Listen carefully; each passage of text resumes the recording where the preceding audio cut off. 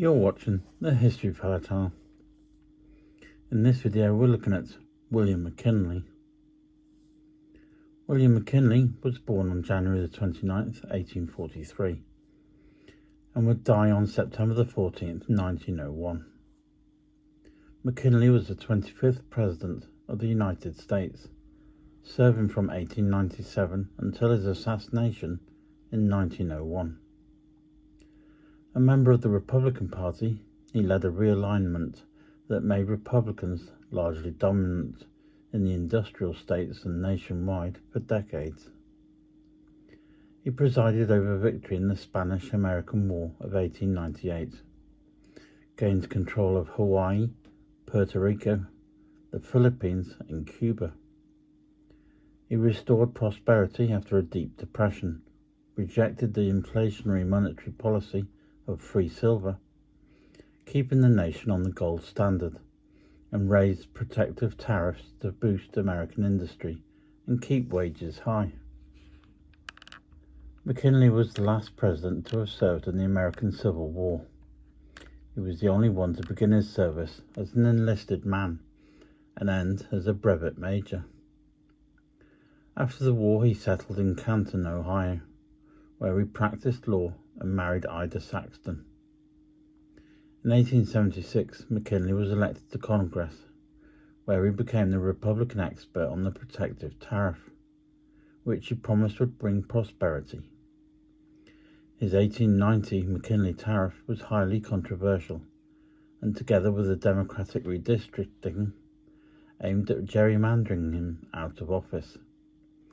This led to his defeat in the Democratic landslide of 1890.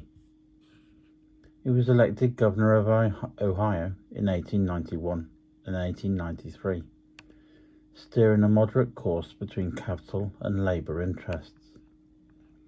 He secured the Republican nomination for president in 1896 amid a deep economic depression and defeated his Democratic rival, William Jennings Bryan, after a front porch campaign in which he advocated sound money and promised that high tariffs would restore prosperity for all. Historians regard McKinley's victory as the realigning election, in which the political stalemate of the post-Civil War era gave way to the Republican-dominated Fourth Party system, beginning with the Progressive era. McKinley's presidency saw rapid economic growth.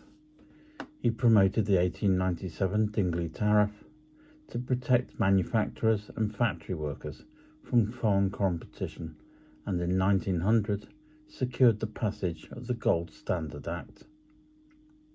He hoped to persuade Spain to grant independence to rebellious Cuba without conflict, but when negotiation failed, requested and signed Congress's declaration of war to begin the Spanish-American War of 1898, which the United States saw a quick and decisive victory.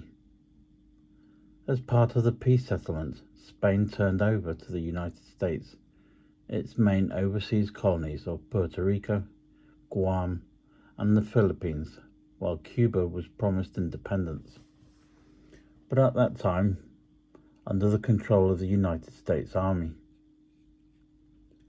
The United States annexed the independent Republic of Hawaii in 1898, and it became a U.S. territory.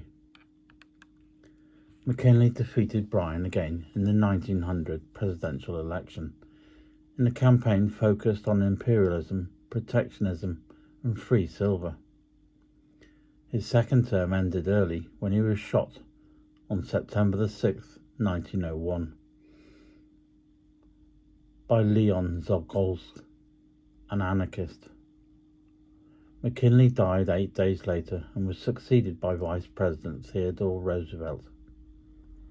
As an innovator of American inventionism and pro-business sentiment, McKinley is generally ranked as an above-average president, although his takeover of the Philippines is often criticized as an act of imperialism. His popularity was soon overshadowed by Roosevelt's,